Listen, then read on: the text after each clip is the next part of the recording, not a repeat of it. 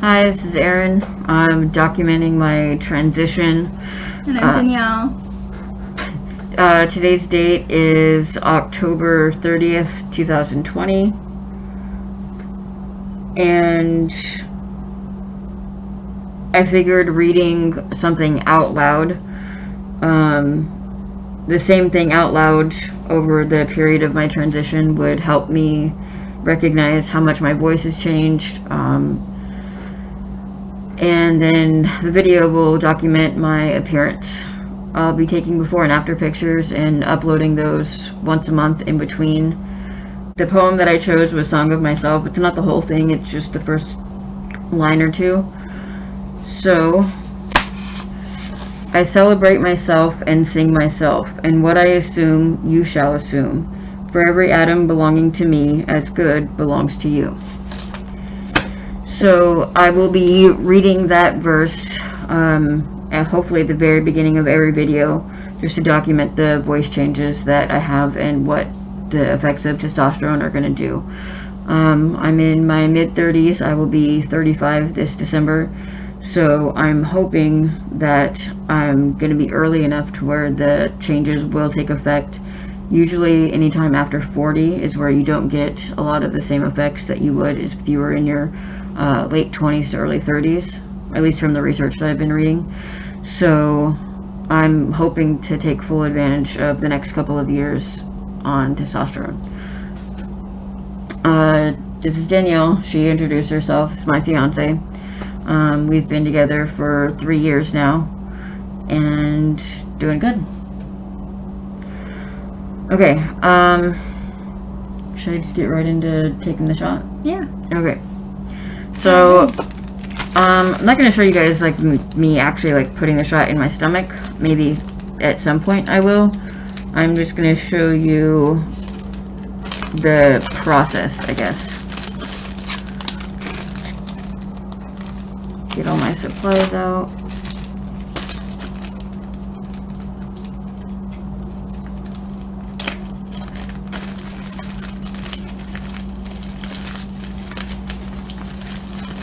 Oh, these are attached. Are you gonna show them? Yeah, I'm gonna hold them up once I've got everything out that I need.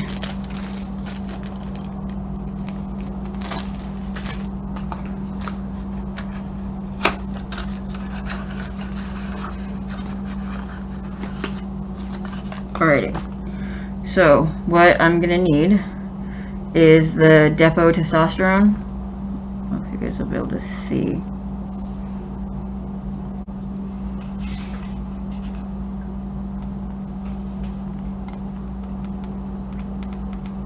Boom. There we go. There we go. 200 milligrams. Okay. There's 200 milligrams in the bottle, but starting off for the first month, I will only be doing 50 milligrams, which is 0.25 milliliters. Injection subcutaneously every Friday. Fridays are the days that I chose. After a month, I will talk to my doctor. We'll check my levels and make sure that my cholesterol isn't going out of control. I'm on a medicine for my rheumatoid arthritis called Xeljanz, and unfortunately that raises my cholesterol level, and I'm already having issues with it. And apparently, from what I'm told, starting testosterone can also affect my cholesterol levels. So for heart health, all of that good stuff, I've got to be tested to make sure I'm in a good range. So, got one syringe and a shorter needle. How long would you say that is? Half an inch. About half an inch? Yeah. You can really see it. Again, I'll get this camera angle stuff down. So this is what I will actually be injecting myself with, but they provide me with a much longer needle to draw up the testosterone.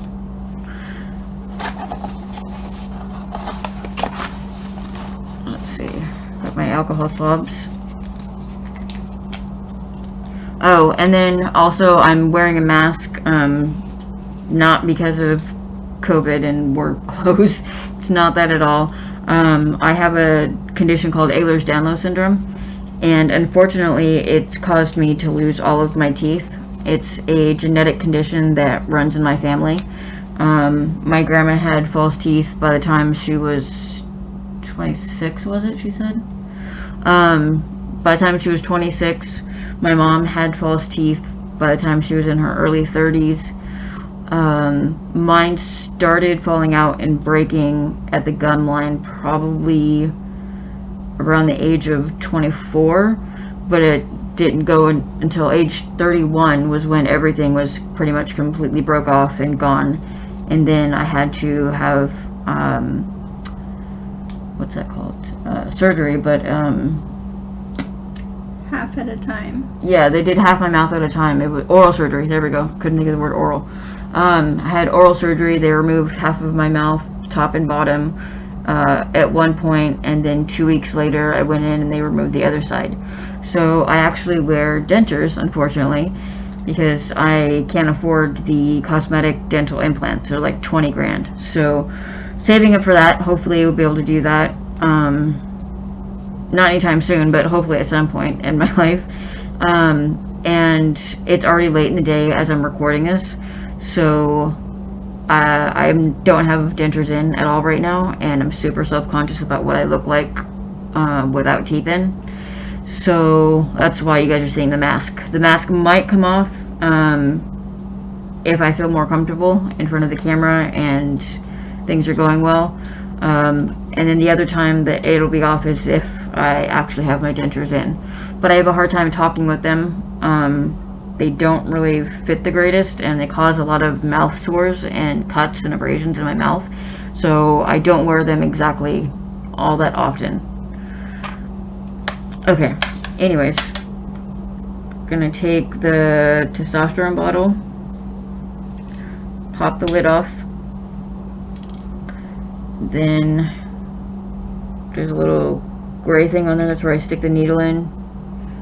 Gotta rub it with the alcohol pad, make sure it's nice and sterile and clean, don't want any infections.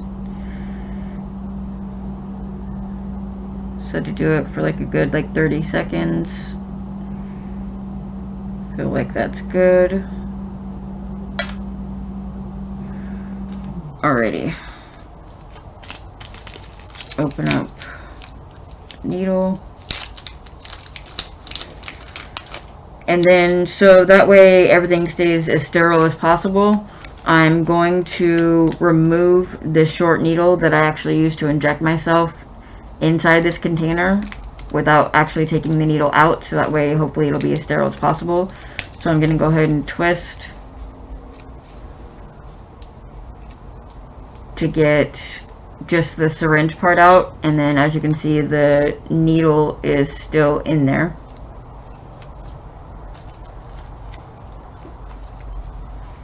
Then I go ahead and open my large needle that I use to draw up the testosterone. And then again, leaving it in the package, making it as sterile as possible. Go ahead and twist my syringe. Lock it into place. Go ahead and pull it out. Make sure it's locked. Alrighty. Go ahead and uncap it. That's scary looking. Look how thick that is. That would hurt. At least that's not going in you. Right? Alright, so just puncture it straight down. And then you pull the needle almost all the way out. You want the tip to be like right at the bottom of the tube. Again, hopefully you guys can see that. If not, I'll show you guys again. And in order to get 50 milligrams, which is my dosage, it's 0.25 milliliters. So I'm gonna draw up 0.25. Looks good. There's a giant bubble at the top though. I gotta get more of this solution in there. Or the testosterone solution. It's a testosterone solution. Testosterone is my solution. There you go. Okay. There we go. Go ahead and take that off.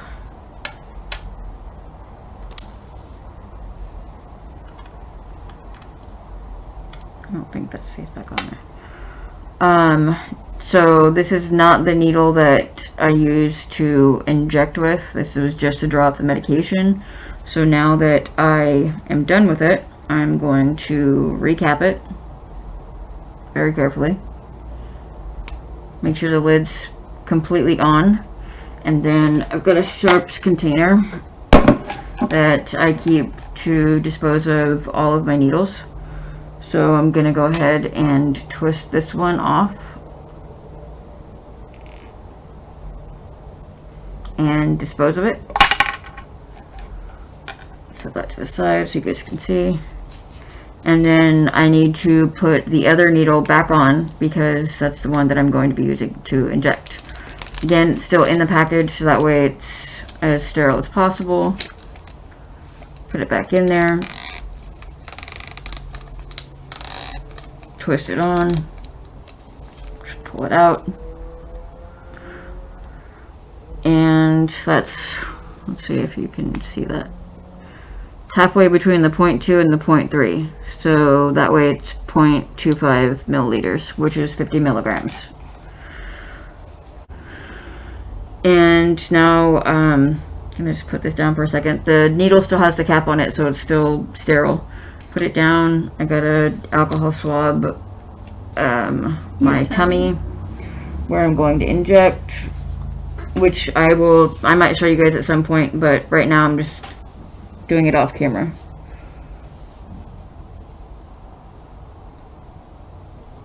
Alrighty, I'm alcohol swabbed up. Let it dry.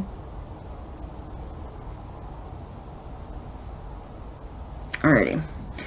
Then decap the needle.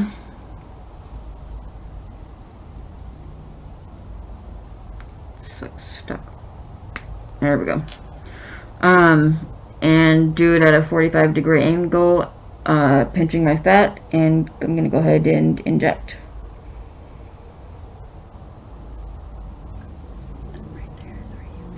Yeah, I just got nervous because I just realized I actually have to stab myself.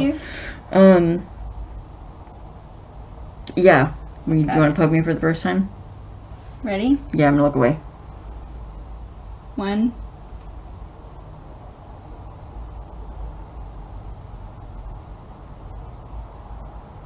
How was it? It was alright.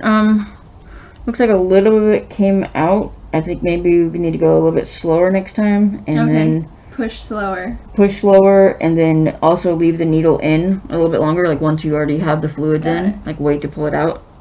I think that was one of the things that came in the instruction video. Got it. That if it happens. So. All right. So there we go. That's my first dose. Go ahead and recap the needle. And you let me poke you. now just dispose of this needle. Actually, I don't know if, oh yeah, it'll fit. Let's go ahead and dispose of the whole thing. Duh. Boom. And put my sharps container back. Throw away my garbage. And then next Friday, I'll go ahead and do my second injection. And then for anybody curious, that's not familiar with the process, I'll go ahead and let you know like what I'm going to be looking for, what's going to happen. So as far as skin and oiliness, apparently that's going to be changing for me. My skin might be getting more oily. The expected onset is the 1 to 6 months. The maximum effect will be 1 to 2 years. The next thing is facial and body hair growth. Looking forward to the facial. I don't know how much about the body. I don't know. I don't think I'm really gonna grow that much anyways. I've got a like slight case of alopecia, so I've got like almost no hair anyways. So I really don't know if my body's gonna produce hair that much anyways. Anyways, if I do, it's going to be the expected onset is the first 3 to 6 months, and then the maximum effect will be 3 to 5 years. The next on the list is scalp hair loss. God, I'm really hoping that's not a thing. But the expected onset is within the first 12 months, and then the maximum effect is variable. They don't really have any statistics on that, and everybody's different, everybody's genetics are different, all that. So, this is the one I'm looking forward to the most. The increased muscle mass and strength. That's going to be the expected onset the first 6 to 12 months, and then the maximum effect is the first 2 to 5 years. Because of my collagen disorder, the Ehlers-Danlos syndrome, I am pretty weak. I don't have a lot of energy. My joints sublux a lot. They pop in and out. They get stuck. I get jammed. And increasing my muscle mass will take off the strain on my joints. I'm hoping to sublux a lot less. I'm hoping for some stability and some strength that I just don't get without testosterone. The next I'm also really looking forward to is the body fat redistribution. So my hips should be getting narrower, my thighs should be getting smaller, the weight should be centered more around my belly, which I'm not looking forward to, but to be honest, that's where most of my fat is anyways, so whatever. That's gonna happen, and that's supposed to happen, the expected onset is the first 3 to 6 months, and then the maximum effect is 2 to 5 years. The cessation of menses, my period, that fucking pain in the ass thing that happens like once every 3 weeks for me. Hopefully that's going to stop. I've met people and talked to people where it didn't actually stop. So, I guess that's a possibility, but I'm really hoping it stops. Either way, within the next year or so, I'm going to be getting a hysterectomy with an oophorectomy. I'll go into all of that in a different video, explain all of that. But I have consults, a few of them within the next week, so I'll know more about it then. And then once that happens, that's obviously going to stop it, period, because I won't have the anatomy for it. Equipment.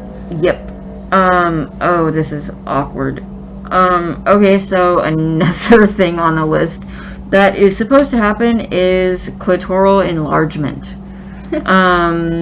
Yeah, okay, I'm going to the next one. Oh, that's not any better. Vaginal atrophy. So, wow, okay, so both of these, the expected onset is the first 3 to 6 months, and then the maximum effect is the first 1 to 2 years.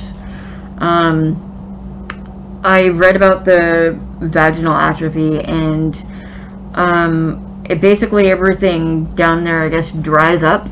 So there's not much lubrication, and unfortunately, again, with my collagen disorder, my skin tears very easily. So it's not an issue that I had previously, but now that it's going to be an issue, it's going to be twice of an issue because my skin is so fragile. So I'm not looking forward to that at all whatsoever. And then, I mean, it doesn't happen with everybody. It's just a possibility that it'll happen. And then there's stuff you can do for it. Apparently there's like creams or something gross, and yeah, I don't know. Lotions. Okay, anyways. And then the last one is deepened voice, which is the expected onset 3 to 12 months and maximum effect 1 to 2 years. I was reading more about that, and it has to do with, since I'll be building muscle and my tissues and tendons and everything will be getting stronger, that's actually what deepens my voice. So Maybe I'll go more into all of these in a different video. This is just kind of an introductory video. I'll eventually be going over mental health stuff that affects me, other types of things that come with the mental, I hate saying illnesses because it's not like a sickness. Mental health conditions. Yeah, or disorders. I don't know, disorders is kind of stigmatizing too. In my paper, I call autism spectrum, everybody knows it as disorder, but I decided condition is more or less stigmatizing. Yeah. I wish they would come up with a less stigmatizing name for BPD. Yeah, that's another reason why we'll be talking much more about mental health and the things that we go through. I am autistic. Pre-2013, it would be Asperger's, but since it's the new DSM-5 is out, I'm autism level 1. And I know that Asperger's is not really liked in the community. People don't like that reference, that term. So I will try my best not to use it for references or in any of my videos. I'm not trying to offend you. And if it slips, it's not intentional. pull your pants. Yeah. No attacking, please. I've already been overly educated on how much the autism community does not like the term Asperger's. I fully get it. I'm not one to police somebody on what they should say, how they should describe themselves, what to describe themselves by, though. So if you are okay with that terminology and we start discussing that topic and it comes up and you use that terminology, I don't care. It doesn't bother me. I don't take offense to it. So it's whatever you're comfortable with, whatever, I don't know, whatever floats your boat, whatever the saying is. Anyways, so I'll be talking about autism and a lot of the stuff that comes with that. And Danielle is diagnosed with borderline personality disorder.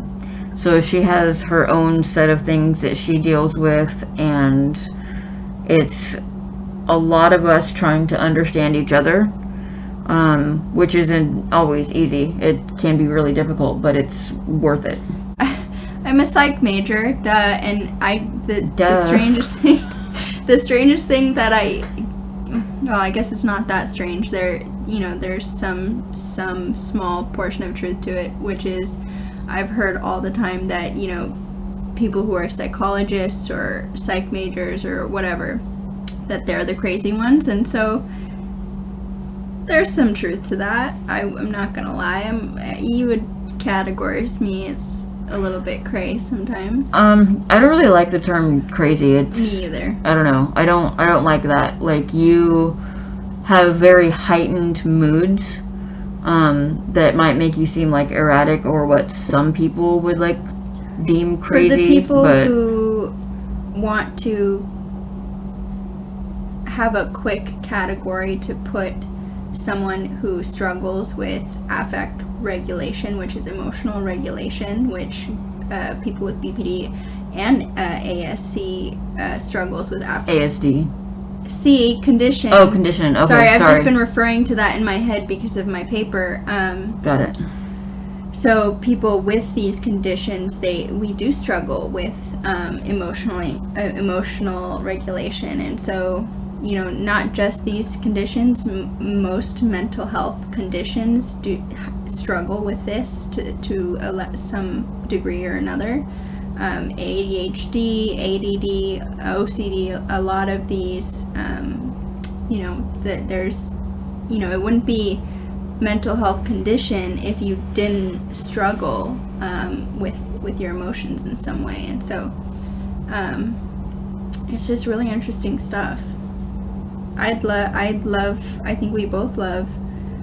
I'm getting a weird head rush. Like, my brain is overloading, and just for future reference, sorry, I didn't mean to interrupt you. No, you're fine. Just for future reference, when you're watching videos of me, if you see my eyebrows go up and down a lot, it totally looks like I'm flirting. I'm not at all whatsoever. That happens to me all the time. Don't lie, you're such a big flirt. No, I'm not. I know. it happens to me all the time. People think I'm flirting with them, and I'm not. My brain is probably overloading, like from like the autism and the sensory overload that comes with it.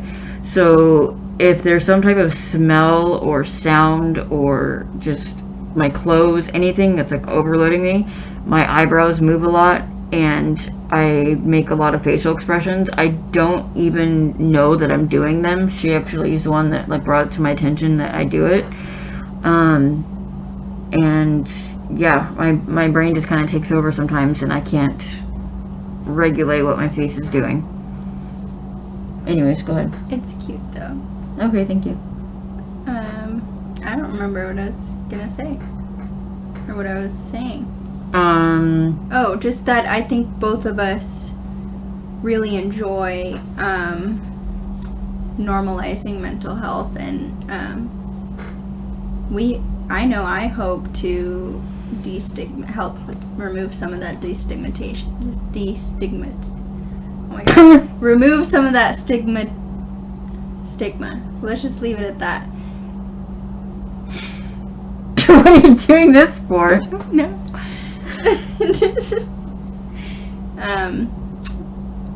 Interestingly enough, Erin and I actually met at a mental institution. Oh, we're going there already. Yeah. Got it. Just dive right in. Okay. That wasn't at all awkward. Yeah, there you go. That's how we met. It's not awkward unless you make it awkward. I didn't know we were throwing that in there right away. I don't care. Just lay it all out on the table. Like, we're here. Why not? Okay. Yeah, so that's where we met.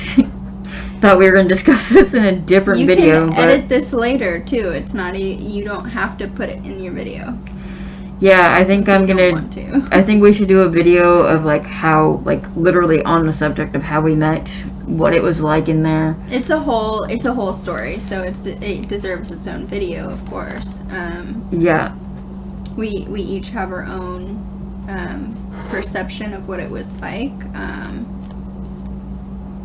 and we were both there for different reasons. So it definitely deserves its own video, I think. Yeah. We talked a lot in there, and through the talking we realized that we both have family in the same exact places. We have like frequent the same places and just could have been passing each other all these years and didn't know. Well, yeah, describe it how you will. I knew from the moment I saw you and locked eyes with you that you were somebody that, you know, I wanted in my life. Aww. So, you know, you may say it was because we had all these commonalities. Really, like, both of us were high on the psychiatric medications they gave us. So, like, I didn't know which way was up. Dude, they even screwed up one time and gave me her medication. Thankfully, we were on the same dose of the same medication, so it wasn't a big deal. But it could have been a big deal, right? Like, yeah. So much stuff happened in that hospital. But it was interesting. It was all good. I mean, not all of it was good, but meeting him was one of the best things to come out of that, and definitely to happen for me in my life. So, Aw. you know, I'm gay. I'm not sure, again, if I'm going to be doing weekly videos or if I'm going to do monthly videos. If there are weekly videos, it probably isn't always going to be about trans. It's not going to be trans-related issues. It's going to be other stuff about mental health, like I was talking about. Autism, rheumatoid arthritis, EDS. Fibromyalgia.